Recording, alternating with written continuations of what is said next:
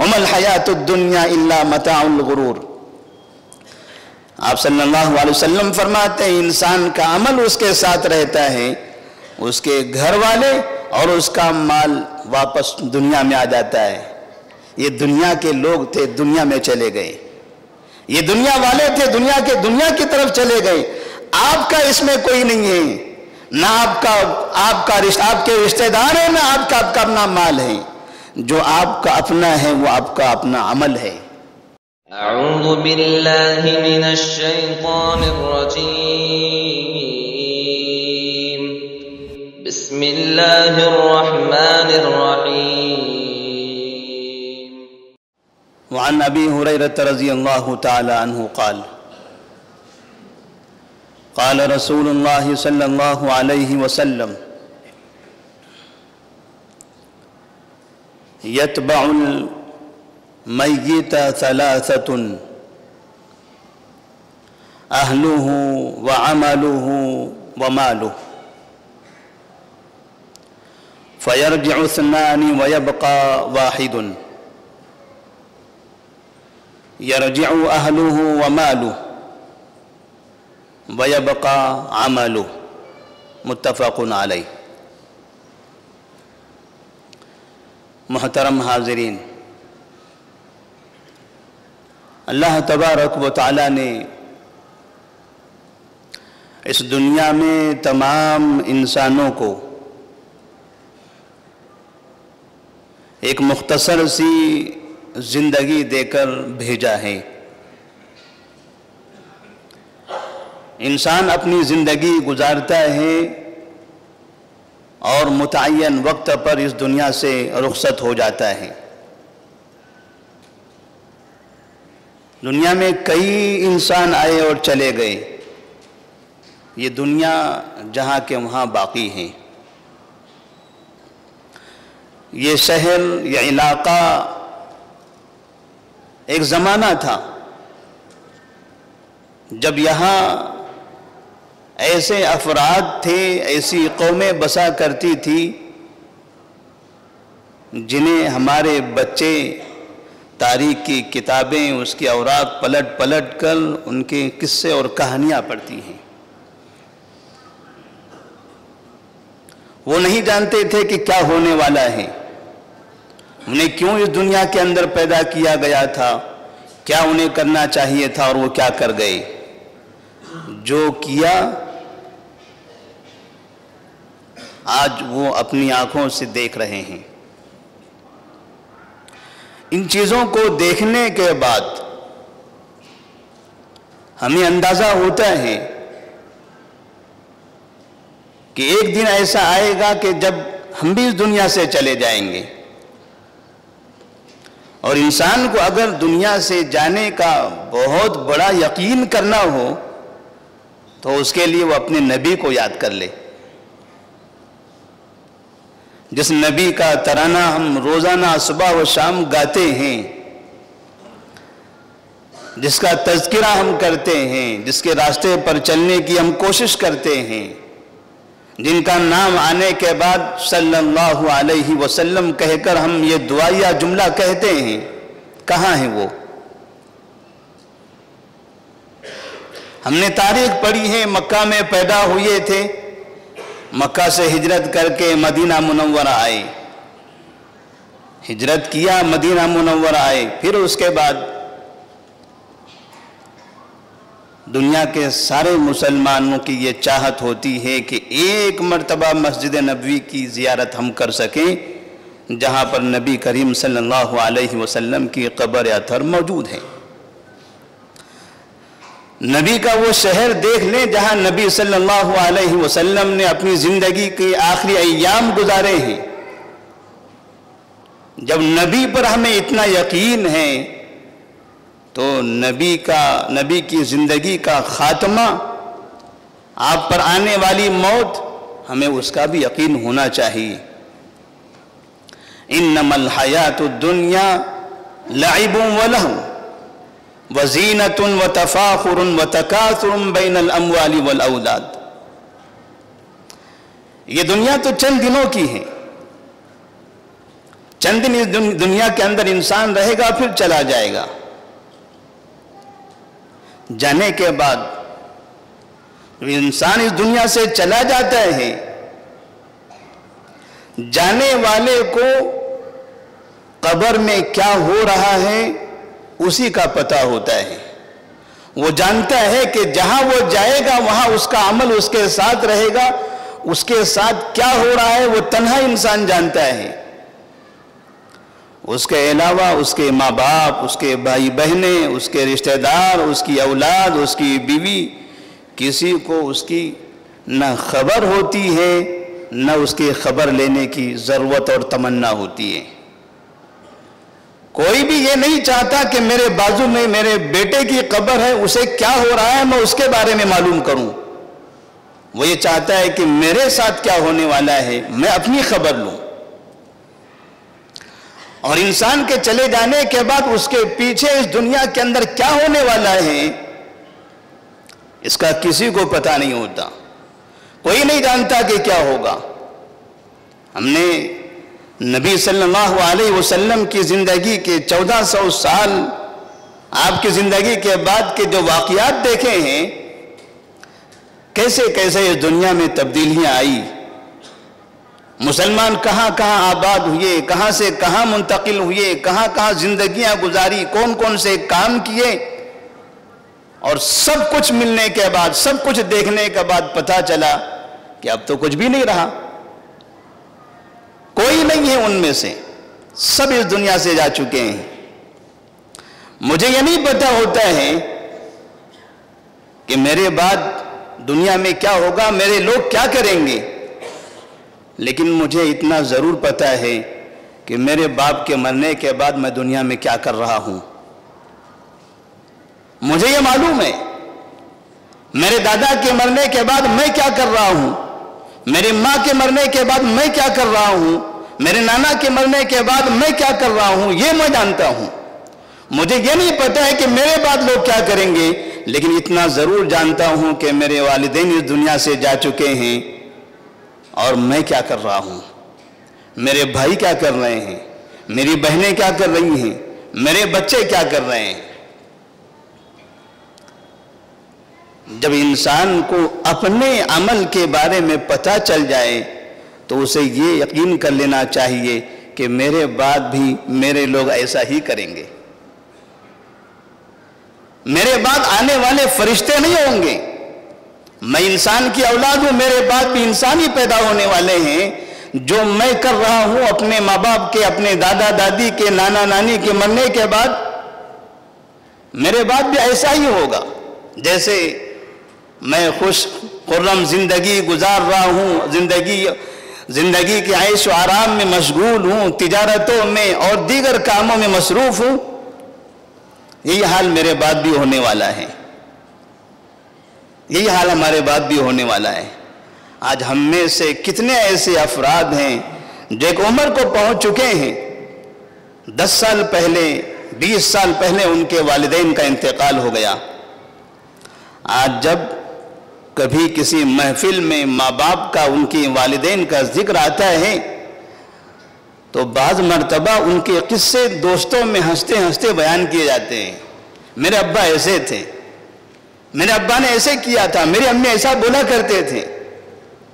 جب ان کا ذکر آتا ہے تو وہ ہنستے ہوئے کہتے ہیں کہ فلاں اور فلاں ہوا کرتا تھا، ایسے ایسے ہوتا تھا. ایک وقت ایسا تھا کہ یہ ماں باپ کے کہیں دور چلے جانے کے بعد آدمی غمزدہ رہتا تھا، پریشان رہتا تھا. جب تک کہ اس سے نہ ملاقات ہو تکلیف ہوتی تھی، خواہش مند ہوتا تھا کبھی نہ کبھی اس سے ملاقات ہو جائے. لیکن اب چلے جانے کے بعد کوئی غم نہیں، کوئی پریشانی کے آثار نہیں، کوئی ان کا ذکر نہیں، کسی طرح کی کوئی تکلیف کا احساس نہیں، اور یہ یقین بھی نہیں کہ وہ گئے میں بھی جانے والا ہوں. نبی کریم صلی اللہ علیہ وسلم فرماتے ہیں یتبع المیت ثلاثۃ.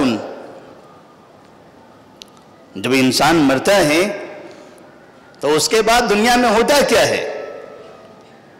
مرنے کے بعد لوگ قبرستان کی طرف اسے لے جاتے ہیں.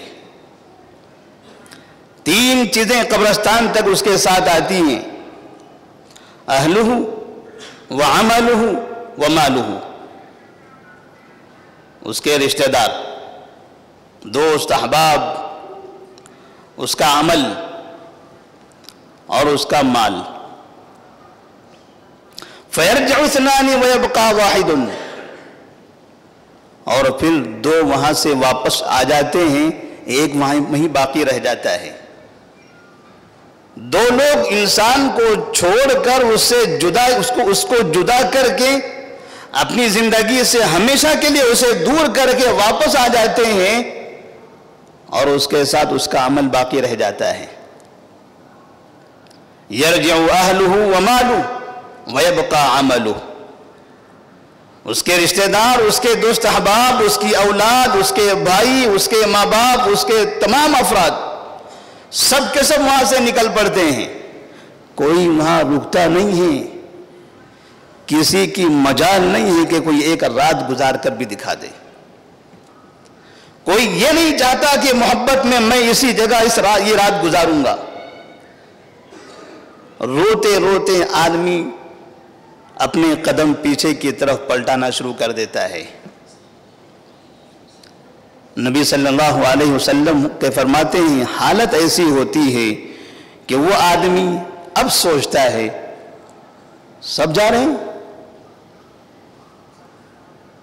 جن کے لیے میں نے زندگی قربان کیا وہ سب جا رہے ہیں، جس بیوی کے لیے میں نے اتنی محنت کی وہ بھی جا رہی ہیں، جن بھائیوں کے لیے میں نے اتنا پیسہ خرچ کیا وہ بھی جا رہے ہیں، جن اولاد کے لیے اتنی دولت میں نے رکھی ہے وہ بھی جا رہے ہیں، جن کے پیٹ سے میں پیدا ہوا وہ بھی جا رہے ہیں، جن کی مجلسیں جمع کرتی تھی میرے وہ دوست وہ بھی جا رہے ہیں. نبی صلی اللہ علیہ وسلم فرماتے ہیں اِنَّهُ لَيَسْمَعُ خَفْقَ نِعَالِهِمْ. وہ جانے والوں کے چلنے کی، ان کے چپلوں اور جوتوں کی آواز سنتا ہے، اور اسے معلوم ہوتا ہے کہ یہ اندھیرا ہے، اندھیرے تاریک میں مجھے انہوں نے ڈال دیا، اور آہستہ آہستہ وہ نکلتے چلے جا رہے ہیں. کسی آدمی کو کسی تاریک کمرے میں کسی اندھیرے میں رکھا جائے اور پھر اس کے بعد رکھنے والے آہستہ آہستہ اس سے دور ہوتے چلے جائیں اور اسے معلوم ہو کہ لوگ جا رہے ہیں، تو جیسے جیسے جانے کا احساس ہوگا ویسے ویسے گھبراہٹ، پریشانی، تکلیف بڑھنے لگے گی.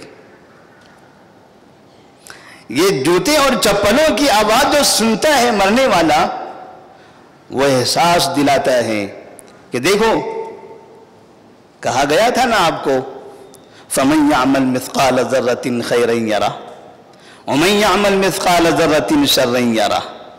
عمل ہے آپ کا. آپ سے کہا جاتا تھا اِنَّمَا أَمْوَالُكُمْ وَأَوْلَادُكُمْ فِتْنَةٌ. یہ مال، یہ اولاد، یہ ساری دنیا، یہ سب یہ آزمائش کی جگہ ہے. ان کے پیچھے تم اپنی زندگی، اپنے عمل کو برباد نہ کرنا، اپنی اولاد کی محبت میں اپنے عمل کو برباد نہ کرنا، اپنی بیوی کی محبت میں اپنی زندگی کو، اپنے عمل کو برباد نہ کرنا. مال کمانے کے چکر میں، دنیا میں بلڈنگیں بنانے کے چکر میں اپنے کردار کو خراب نہ کرنا. یہ بلڈنگیں جہاں کے وہاں رہ جائے گی اور آپ بلڈنگوں کے نیچے دبے رہو گے. جنہوں نے قلعے بنائے، بنانے والے چلے گئے.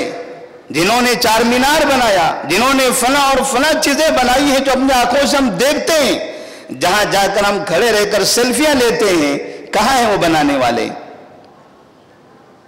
سب چلے گئے. جنہوں نے دنیا بنائی وہ دنیا میں نہیں رہ سکے. بڑے بڑے بادشاہوں کا وہی حشر ہوا ہے. نبی کریم صلی اللہ علیہ وسلم یہ احساس دلانا چاہتے ہیں. اس لیے اللہ تبارک و تعالیٰ نے فرمایا وَمَا الْحَيَاةُ الدُّنْيَا إِلَّا مَتَاعُ الْغُرُورِ وَمَا الْحَيَاةُ الدُّنْيَا إِلَّا مَتَاعُ الْغُرُورِ. یہ دنیا کی زندگی بس ایک دھوکے کا سامان ہے. یہ ایک دھوکے کا سامان ہے، زیادہ عرصہ گزرنے والا نہیں ہے. ایک زمانہ آئے گا، چند سال گزریں گے، آج اس مسجد میں جتنے نظر آ رہے ہیں اس میں سے 50% بھی نہیں رہیں گے. پھر تھوڑا سا عرصہ گزرے گا 100% غائب ہو جائیں گے. مکہ مسجد جن لوگوں نے بنائی جو وہاں نماز پڑھا کرتے تھے کہاں ہیں وہ سب؟ نہ وہاں کا امام موجود ہے، نہ وہاں اذان دینے والا مؤذن موجود ہے، نہ مسجد کی صفائی کرنے والا وہ خادم موجود ہے، نہ مسجد کی تعمیر کرنے والا اس پر پیسہ خرچ کرنے والا وہ موجود ہے، کوئی بھی نہیں ہے. وَمَا الْحَيَاةُ الدُّنْيَا إِلَّا مَتَاعُ الْغُرُورِ. آپ صلی اللہ علیہ وسلم فرماتے ہیں انسان کا عمل اس کے ساتھ رہتا ہے، اس کے گھر والے اور اس کا مال واپس دنیا میں آ جاتا ہے. یہ دنیا کے لوگ تھے، دنیا میں چلے گئے.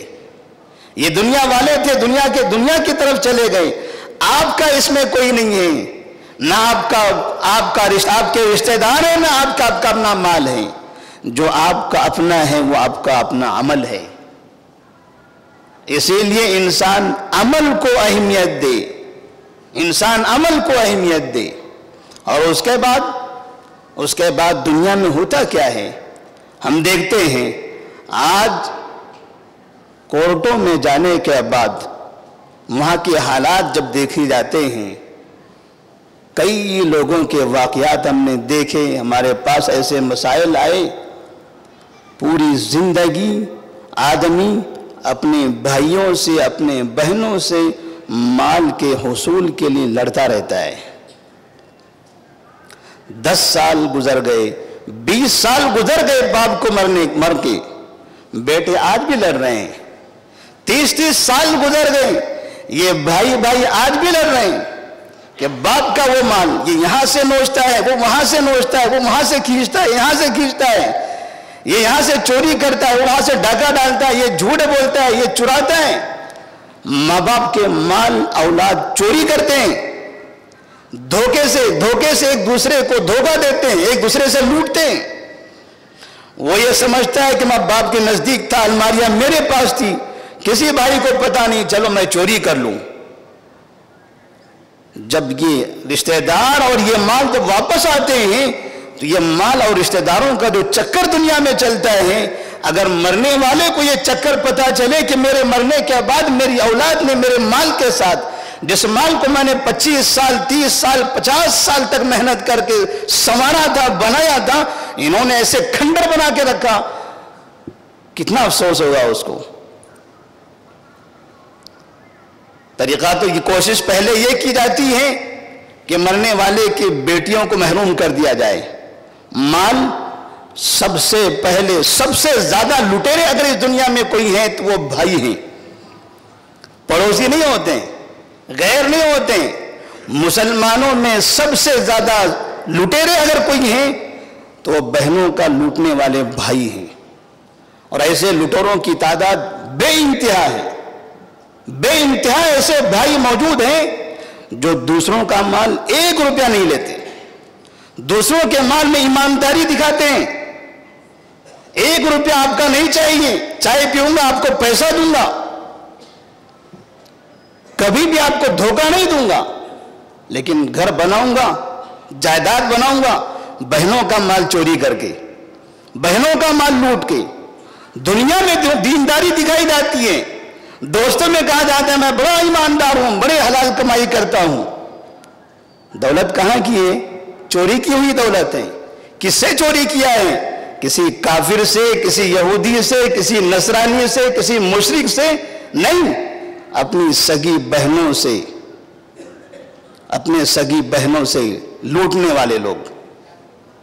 یرجع اہلہ ومالہ، نبی صلی اللہ علیہ وسلم فرماتے یہ دونوں لوٹتے ہیں، اور لوٹنے کے بعد جو تماشا کرتے ہیں دنیا کے اندر، چوری اور ڈکیتی کا جو کام کرتے ہیں، یہ کام پھر دیکھنے کے لائق رہتا ہے. اور کئی مرتبہ اسی چکر میں لوگوں کا قتل بھی ہوتا ہے. پھر بھائی کو قتل کرتا ہے، بھائی بہن کو قتل کرتا ہے، بہن بھائی کو قتل کر رہی ہوتی ہے. آدمی چلا گیا، اس کے مرنے کے بعد دنیا میں اس کے گھر والے یہ کام کر رہے ہیں. پہلے بہنوں کو محروم کر دیا گیا، پھر بھائی آپس میں اپنے حصے کے بارے میں لڑتے رہتے ہیں. چوری کا مال جب چوری کر کے جمع کر لیتے ہیں، پھر وہ بٹوارے میں اختلاف کرنے لگتے ہیں. جیسے تقریباً 3-4 سال پہلے کی بات ہے، اسی شہر کے اندر ایک پرانے گھر کی تعمیر کے لیے جب کھدائی کی جا رہی تھی تو وہاں خزانہ ملا. دیکھنے والوں نے سب نے اتفاق کر لیا کہ ہم سب اس کو چھپا کر رکھیں گے. بڑے اہتمام کے ساتھ کسی طرح سے ان لوگوں نے چھپا لیا، کسی کو پتہ نہیں. لیکن جب یہ تمام کے تمام لوگ آپس میں تقسیم کرنے کے لیے بیٹھتے ہیں تو اس میں سے ایک شخص کو ایسا لگتا ہے کہ مجھے حصے میں کم دیا جا رہا ہے. وہ جاتا ہے باہر لوگوں کو بولنے لگتا ہے، اور آہستہ آہستہ پھر یہ بات پولیس تک پہنچتی ہے اور پولیس چھاپا مار کے پورا مال لوٹ لیتی، پورا مال لپیٹ لیتی ہے. نہ اس کا رہا، نہ اس کا رہا، نہ اس کا رہا. چوری کا مال، غلط طریقے کا حاصل کیا ہوا مال جب تقسیم کرنے میں ایسی حرکتیں ہوتی ہیں تو آخر میں نتیجہ یہ ہوتا ہے کوئی دوسرا آ کر اچک لیتا ہے. کئی بھائیوں کا حال بھی ایسا ہے، بھائی آپس میں تقسیم کرتے کرتے لڑائی کرتے ہیں، بعد میں پتا چلا نہ اس کو ملا نہ اس کو ملا، کسی تیسرے کے پاس چلا گیا. یرجع اہلہ ومالہ ویبقى عملہ. سب سے زیادہ انسان کے لیے جو مصیبت والا عمل، مصیبت والی چیز ہے وہ انسان کا اپنا مال ہے. اسی لیے اللہ تبارک و تعالیٰ نے زکوٰۃ ادا کرنے، صدقہ و خیرات کثرت سے کرنے کی تلقین فرمائی ہے. نبی کریم صلی اللہ علیہ وسلم بھی مال کا صدقہ کرنے کی بار بار تاکید کرتے ہیں. آپ نے کمایا ہے تو اپنے لیے خرچ کرو، آپ نے کمایا ہے تو اپنے لیے خرچ کرتے رہو. آپ جو عمل کرو گے اسی پر آپ کو بھروسہ کرنا ہوگا. آپ کے بعد اگر بھروسہ کرو گے کہ میرے بعد میرے فلاں مجھے ثواب پہنچائیں گے، یقین مانیے دوسرے پر بھروسہ نہیں کر سکتے. جو آپ خود کر سکتے ہو وہی آپ کا اپنا ہوگا. اگر آپ دوسرے پر بھروسہ چھوڑ دو گے کہ فلاں میرے لیے کرے گا، فلاں میرے لیے دعائیں کرے گا، فلاں قرآن خوانیاں کرے گا، فلاں فاتحہ خوانی کرے گا، یہ سب چکر میں پڑنے کی ضرورت نہیں ہے. دنیا میں جب تک زندگی ہے تب تک خود عمل کرنے کی کوشش کرنا ہے. جو آپ اپنے ہاتھوں سے کماؤ گے، جو خود کرو گے، یہی آخرت میں آپ کو سب سے بہتر دکھائی دینے والا ہے. نبی کریم صلی اللہ علیہ وسلم، ان کے بعد صحابہ رضی اللہ تعالیٰ عنہم، ائمہ کرام اور محدثین، آج جن کو ہم یاد کرنے کے بعد ان کو دعائیں دیتے ہیں، انہوں نے اپنی زندگی میں خود عمل کر کے دکھایا تھا. اسی لیے آج تک ہماری زبانوں سے ان کے لیے دعائیں نکلتی ہیں.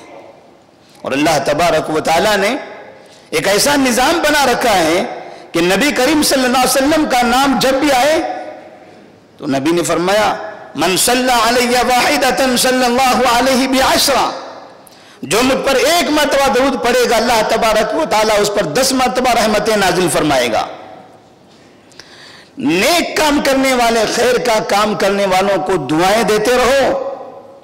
نبی صلی اللہ علیہ وسلم دنیا کے سب سے بہترین انسان، سب سے اچھے کام کرنے والے، اللہ تبارک و تعالیٰ کا پیغام ساری دنیا میں عام کرنے والے، اللہ کا نظام چلانے والے، توحید کی دعوت دینے والے، اچھے اخلاق کا مظاہرہ کرنے والے، اچھے اخلاق کی تعلیم دینے والے، اچھا کام کر کے گئے. اسی لیے ان کے لیے دعائیں کرنے کا حکم ہے. یا ایھا الذین آمنوا صلوا علیہ وسلموا تسلیما. نبی صلی اللہ علیہ وسلم کے بارے میں اللہ تبارک و تعالیٰ نے فرمایا انسان اس دنیا سے چلا جائے گا. جانے والے انسان یا تو کبھی نیک ہوتے ہیں یا تو کبھی برے ہوتے ہیں. اگر انسان نیک ہو تو ایسی صورت میں اسے یاد کیا جاتا رہے گا، اس کے اعمال کو یاد کیا جائے گا. انسان کی شخصیت کی جو یاد ہوتی ہے اس کے عمل کی وجہ سے. یہ نہیں کہ تم میرے لیے دعائیں کرتے بیٹھو. جو دعائیں کرنے کی تلقین کرتا رہتا ہے لوگوں کو، اسے لوگ یاد نہیں کرتے. جو نیک عمل کرتا ہے لوگ اسے یاد کرتے ہیں. لوگ اسے یاد کرتے ہیں جس نے اپنی زندگی میں اپنے کام کیے ہیں. آج جو محدثین علماء کرام کو جو ہم یاد کر رہے ہیں، انہوں نے یہ نہیں ہم سے کہا کہ ہمارے لیے دعائیں کرو، انہوں نے خود عمل کر کے دکھایا. اور دنیا کے اندر سب سے بہترین عمل، سب سے بہترین کام جو آپ کو مرنے کے بعد فائدہ دینے والا ہے، وہ ہے دینی علم. وہ ہے دینی علم. نبی صلی اللہ علیہ وسلم فرماتے ہیں ان مما یلحق المؤمن من عمله وحسناته بعد موته، مومن کو اس کی موت کے بعد اس کی نیکیوں میں سے جو چیز پہنچنے والی ہے، آپ نے فرمایا علما علمہ ونشرہ، علم ہے جو اس نے پہنچایا اور پھیلایا. دنیا کے اندر کتنے ایسے لوگ ہیں جو علم پہنچاتے ہیں، علم حاصل کرتے ہیں، دوسروں کو دیتے ہیں، لیکن سب کے پاس ایسا علم نہیں ہوتا. تو کم سے کم اللہ تبارک و تعالیٰ نے دوسرا موقع بھی دیا ہے. وَنَشَرَهُ، آپ علم اگر پہنچا نہیں سکتے، آپ بول نہیں سکتے، تو آپ کم سے کم نشر تو کر سکتے ہو. آپ خیر کی چیزیں آگے بڑھا تو سکتے ہو، لوگوں کے پاس بھیج تو سکتے ہو. آپ علماء کی کتابیں، دین پر مشتمل پمفلیٹ اور ایسی چیزیں آپ لوگوں کے درمیان تقسیم تو کر سکتے ہو، اور یہ کام ہم مال کے ذریعے بھی کر سکتے ہیں. اللہ تبارک و تعالیٰ نے مال دیا، جو اچھا علم ہے اس کو ہم پرنٹ کر کے لوگوں کے درمیان نشر کریں. علما علمہ ونشرہ. اور پھر فرماتے ہیں وَوَلَدًا صَالِحًا تَرَكَهُ، جو مرنے کے بعد جس کا فائدہ ملنے والا ہے وہ نیک عمل ہے، نیک اولاد ہے. اولاد نیک ہو، اس لیے کہ باپ نے بیٹے کو نیک بنایا، یعنی اس نے وہ عمل کیا ہے. باپ خود اپنے بیٹے کی تربیت کرتا ہے، اس کو نیک بناتا ہے. وَلَدًا صَالِحًا تَرَكَهُ، اور جب مرنے کے بعد اس کو چھوڑ کر چلا جاتا ہے تو اس نیک بیٹے کا فائدہ اس کو ملتا رہتا ہے. کیونکہ جب باپ نے بیٹی کی صحیح تربیت کی ہے تو ایسی صورت میں وہ نماز پڑھے گا، روزہ رکھے گا، قرآن پڑھے گا، اسی طرح خیر کے کام کرے گا، دعائیں کرتا رہے گا، اور پھر وہ خیر پر رہنے کی وجہ سے اپنے دوسرے لوگوں کو خیر کی دعوت بھی دیتا رہے گا. او مصحفا ورثہ، نبی فرماتے ہیں یا تو پھر قرآن آپ تقسیم کرو، قرآن دو لوگوں کو. قرآن پڑھنے کی سب سے بہترین کتاب ہے، یہ راہ ہدایت ہے، اللہ کا کلام ہے. جو اسے پڑھتا ہے اس کے ایک حرف پر 10 نیکیاں ملتی ہیں. آپ لوگوں کے پاس قرآن پہنچانے کا سبب بنیے، آپ لوگوں کے درمیان قرآن تقسیم کیجئے. اور ہمیں پتہ ہونا چاہیے دنیا میں قرآن نشر کرنے کا، پوری دنیا میں قرآن کو تقسیم کرنے کا، قرآن کو پھیلانے کا سب سے بڑا کام اگر کسی نے کیا ہے تو وہ شاہ فہد رحمہ اللہ ہیں، سعودی عرب کے بادشاہ، جنہوں نے اپنی زندگی میں ایک ایسا پریس بنا دیا مدینہ منورہ کے اندر، جہاں سے دنیا کا کوئی ایسا کونا نہیں ہے جہاں فری قرآن تقسیم نہ ہوتا ہو، وہاں نہ پہنچتا ہو. سادہ قرآن چاہیے، اردو میں ترجمہ چاہیے، انگریزی میں ترجمہ چاہیے، چائنی زبان میں ترجمہ چاہیے، رشین زبان میں چاہیے، افریقن پورے کنٹریز کی زبان میں ترجمہ تفسیر چاہیے. دنیا کا کوئی ملک ہو جس کی جو زبان ہوگی اس زبان میں اگر ترجمہ چاہیے تو مدینہ منورہ چلا جائے، وہاں سے وہ قرآن لے لے. مجھے اپنے تلنگانہ میں کنڑ زبان کی تفسیر نہیں ملتی، لیکن مدینہ جاؤں گا تو وہاں مجھے اس پریس کے اندر کنڑ زبان میں، یہ تیلگو زبان میں مجھے تفسیر مل جائے گی. اتنا بڑا کام انہوں نے وہ شروع کیا، کئی سال گزر گئے اور آج تک وہ خیر کا کام چلا رہا ہے. وہ بادشاہ تھے، اس دنیا سے چلے گئے، 25 سال انہوں نے حکومت کر کے زندگی گزاری ہے. آخر ایک چھوٹی سی ڈولی پر ان کو لے جا کر قبر میں داخل کر دیا گیا. یبقى عملہ، سب کچھ ختم ہو گئے. بھائی باہر ہیں، بچے باہر ہیں، ان کا خاندان باہر ہے، ان کا ملک یہاں پر موجود ہے، اور ان کے ساتھ ان کا اپنا عمل ہے. جو انہوں نے عمل کیا تھا، خیر کا کام کیا تھا، وہ چیز ان کے ساتھ موجود ہے. او بنا مسجدن، یا پھر کسی نے کوئی مسجد بنائی. او بیتن لابن السبیل بنا ہو، یا مسافرین کے لیے کوئی ٹھکانہ بنا دیا. نبی صلی اللہ علیہ وسلم فرماتے ہیں یہ خیر کے کام ہیں، یہ آپ اپنی زندگی میں کر کے جاؤ. لوگوں پر بھروسہ مت کرو، اولاد پر بھروسہ مت کرو، بیویوں پر بھروسہ مت کرو. کوئی بھی عورت اپنے شوہر پر بھروسہ نہ کرے، کوئی باپ اپنے بچوں پر بھروسہ نہ کرے، کوئی بچہ اپنے باپ پر بھروسہ نہ کرے. اپنے آپ پر بھروسہ کر کے اپنی ذمہ داری پوری کر کے اس دنیا سے جانا ہے. جو آپ کرو گے اسی کا آپ کو فائدہ ملتا رہے گا. آپ کر کے جاؤ گے تو دوسروں کے لیے آئیڈیل بنو گے، اپنے بعد والوں کے لیے آپ مثال بن جاؤ گے. اور یہ خیر کا کام ہم سب کو کرنا ہے. ہمیں یہ نہیں دیکھنا ہے کہ ہمارے بعد لوگ کیا کرنے والے ہیں، لوگ ہمیں یاد کریں گے کہ نہیں یاد کریں گے، اس کی فکر کرنے کی ہمیں ضرورت نہیں ہے. ہم کو یہ کام کرنا ہے کہ ہم عمل کریں گے، میرا عمل مجھے یاد کرتا رہے گا، میرا عمل میرا ساتھ دیتا رہے گا، میرا عمل لوگوں کو مجبور کرے گا کہ وہ مجھے یاد کرتے رہیں. علامہ ابن تیمیہ رحمہ اللہ کون نہیں جانتا، امام محمد بن عبد الوہاب رحمہ اللہ کو کون نہیں جانتا، امام بخاری رحمہ اللہ کو کون نہیں جانتا. کب کے ہیں یہ لوگ؟ کوئی 300 سال پہلے کا، کوئی 500 سال پہلے کا، کوئی 700 سال پہلے کا، کوئی 1000 سال پہلے کے لوگ ہیں. 1000 سال پرانے لوگوں کو آج محلے محلے بچے بچے اپنی زبان سے یاد کرتے ہیں، ان کے عمل کی وجہ سے. تو انسان اپنی زندگی کے اندر فَمَنْ يَعْمَلْ مِثْقَالَ ذَرَّةٍ خَيْرًا يَرَهُ وَمَنْ يَعْمَلْ مِثْقَالَ ذَرَّةٍ شَرًّا يَرَهُ. اللہ تبارک و تعالیٰ نے فرمایا جو آپ خیر کا کام کرو گے برابر آپ کو اس کا بدلہ ملے گا. جو آپ شر کا کام کرو گے، شر یہ ہمیشہ انسان کو تباہ کرتا ہے. جب جتنی برائی آپ کرتے چلے جاؤ گے، ذرہ برابر بھی آپ غلط کام کر رہے ہو، آپ یہ سمجھ لو کہ آپ کے اعمال نامے میں وہ لکھا جا رہا ہے، وہ اعمال نامے میں لکھا جا رہا ہے. دنیا میں کتنے لوگ ہیں جب ان کا ذکر آتا ہے تو ہم برے الفاظ سے ان کو یاد کرتے ہیں. نبی کریم صلی اللہ علیہ وسلم کے ساتھ مکہ مکرمہ میں رہنے والا، کعبے کے سامنے جس کا گھر تھا، جو کعبے کے سامنے دن رات بیٹھا کرتا تھا، جن کی شہرت تھی، جن کے پاس سرداری تھی، جن کے پاس دولت تھی، ابو جہل کیا نہیں تھا اس کے پاس. نبی کے ساتھ زندگی گزارا، مکہ میں نبی کے پاس تھا، کعبے کے سامنے رہا کرتا تھا، مکہ شہر جیسا مبارک شہر میں رہا کرتا تھا، نبی سے اس کا رشتہ تھا، ایک خاندان تھا، سردار بھی تھا، لوگوں کے درمیان محترم بھی تھا، ساری چیزیں تھی دنیا کی اس کے پاس، لیکن عمل نہیں تھا.